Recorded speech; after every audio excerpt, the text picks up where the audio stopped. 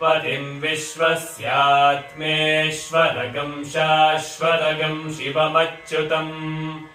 नारायणम् महाज्ञेयम् विश्वात्मानम् परायणम् नारायणपरो ज्योतिरात्मा नारायणः परः नारायणपरम् ब्रह्म तत्त्वम् नारायणः परः नारायणपरो ध्याता ध्यानम् नारायणः परः यच्च किञ्चिज्जगत् सर्वम् दृश्यते श्रूयतेऽपि वा अन्तर्बहिश्च तत्सर्वम् व्याप्य नारायणस्थितः